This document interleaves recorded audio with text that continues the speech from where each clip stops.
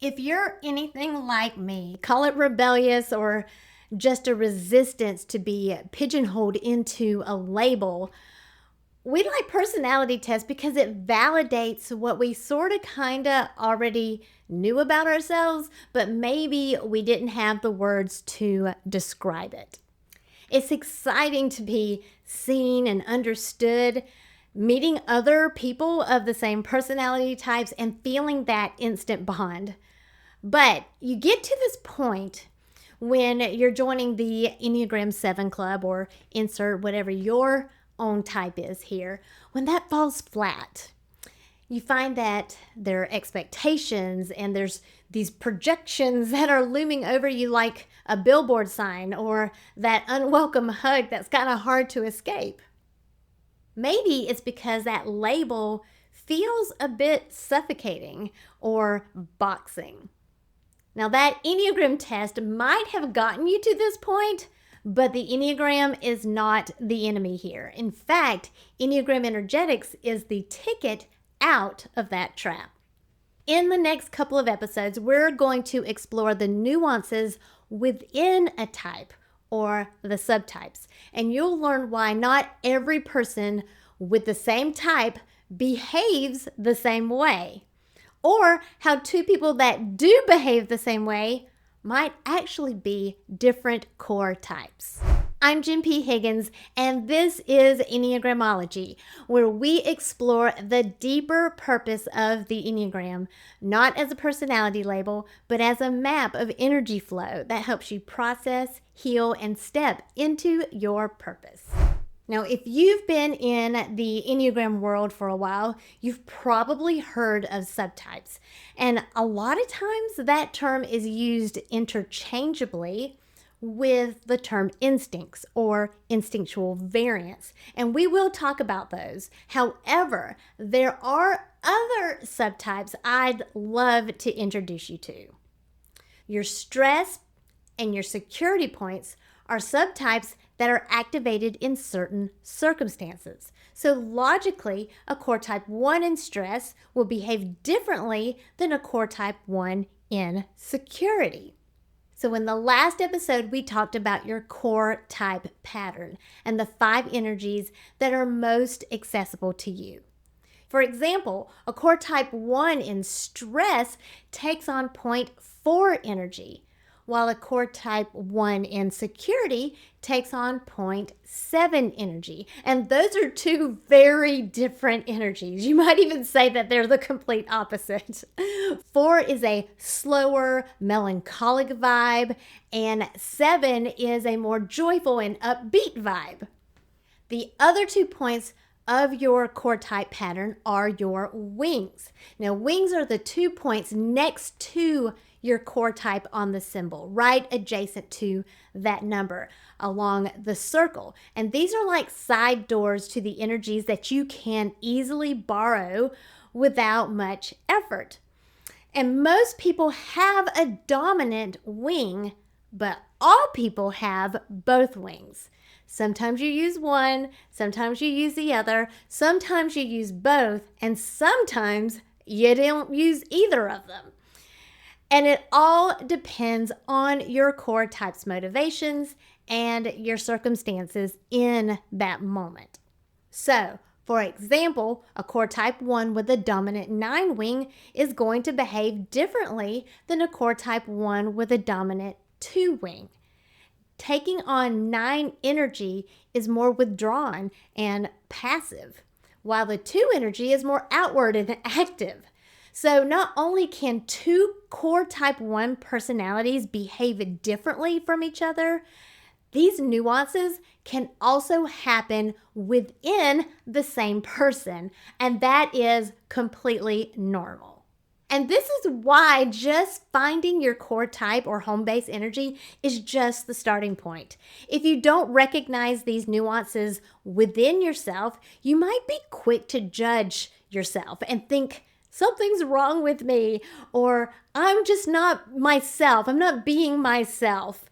When in fact, you could be using Enneagram Energetics like your car dashboard, an indicator light that you're in stress, or that you're looking for coping strategies, or I'm feeling rather confident at the moment. We don't judge the car when the fuel tank needle starts to point to empty. No, we just simply say, oh, I need gas. And then we start looking for a gas station to fuel up. So in that same way, you don't need to judge yourself. When a core type 1 notices that 4 energy is impacting their behaviors, that might look like being over emotional, dramatic, woe is me kind of vibe, they just need to say, oh, I'm experiencing stress. I better look for ways to de-stress. Kind of like fueling yourself up. And of course, I'm being generic here, but you get the point. It's the same process for any Enneagram type. In the other direction, if a core type 1 notices 9 energy activating passive behaviors, they know that they can balance that out with 2 energy. And if we keep with the car analogy here, that would be like blasting the AC on high on a hot summer day so that you can cool the car down quickly. Eventually, you can turn that fan down because the temperature has evened out, it has regulated. So learning about your core type pattern helps you to recognize that you have this ability to shift between the energies, sometimes even without awareness or even intention, because it's a knee-jerk pattern. Imagine what you can do with awareness and intention. So this cluster of 5 energies, your core type, your wings, and your stress and security points, make up what I call your core type pattern. Check out the last episode to learn more about that. But what about the other 4 energies? So these are what I call the disconnection points, and they start out hidden from your conscious awareness. We will talk about more about disconnection points in a later episode, but in the framework of subtypes, the question is, how do they impact our core type personality? When these hidden energies aren't harmonized, they can rub us the wrong way. They can trigger conflict with other people. They can make us second guess ourselves, or just leave us feeling stuck or ashamed, or who knows, without even knowing why. So a core type 1 with disharmonized 8 energy might not feel very powerful. They have the core type 1 motivation to notice things that are wrong, or if there are any mistakes that need to be fixed, and they have that desire, that motivation to fix them. But maybe they feel like they don't have the willpower or the leadership skills to act on those desires. And to the other extreme, disharmonized 8 energy can also overfunction, causing the core type 1 to have black and white thinking, behave aggressively, and stick to really rigid policies. But what about a core type 1 with great leadership skills and great executive function? They could actually be mistaken or mistyped on a test as a core type 8. This is what's called being a pseudotype. That's when the energy outside of your true core type appears to be your core type. And there are many ways that this subtype category can create nuance among people of the same Enneagram core type. And there are many reasons why so many people believe that this might be their core type when it's actually a pseudotype. Again, I'll make a separate episode about this in the future, but if you would like to go ahead and learn more about pseudotypes, check out my course on subtypes. So here's the big question. Does it matter? Does it matter if the type I think I am isn't actually my true core type? Well, if integration is the goal, and spoiler alert, it is, then no, it doesn't really matter. The goal is to harmonize all 9 energies so that you feel more whole, more balanced, and resilient to whatever life throws at you. Whatever order that you harmonize those energies, that's a personal journey. But it doesn't invalidate the importance of the true core type. If your core type pattern is your default map to your home base, a pseudotype is navigating the city with the wrong map.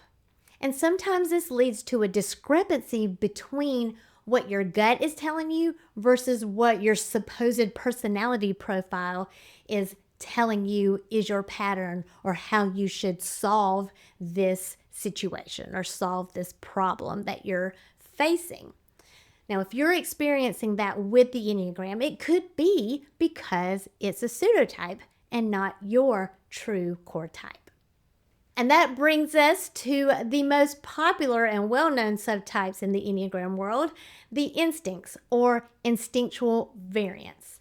There are 3 instinctual variants. They are self-preservation, sexual or one-on-one, and social. So each core type on the Enneagram has these 3 variants, these 3 subtypes. And when you're using Enneagram slang, we say self-pres 1 or sexual 1 or one-on-one 1. That's a lot of ones. Or social 1. But those terms can be misleading. Self-pres sounds a bit introverty, doesn't it? And social sounds kind of extroverty. And sexual sounds a little perverty. But that is not the case. In fact, I am a social 7, which happens to be the counter type of the 7. And I'm also an introvert. If you are new to the Enneagram energetics approach, I encourage you to binge this podcast playlist. The Enneagram is so much more than a personality tool. It's a map for balance, integration, and wholeness. And if you thought, I don't fit into any of these categories, or I think maybe I'm a little of all of them, don't worry, you're not broken and you're not alone. We all kind of struggle with that. And in the next episode, I'm going to share my struggle that I had with that very thing. Plus, we will dive deeper into the more meaningful dynamics of the instincts and how it impacts the behaviors of our core type, including what it means to be a counter type. Real growth begins when you start harmonizing all 9 energies within you instead of boxing yourself into one Enneagram type. If this topic sparks something for you, hit subscribe so you don't miss part 2 of the nuances of the subtypes. And if you want to start exploring your own core type patterns right now, check out my mini course, Introduction to the Enneagram of Personality, where we walk through the 9 energies and the motivations that are behind them. I love helping you unbox yourself so you can unleash your power.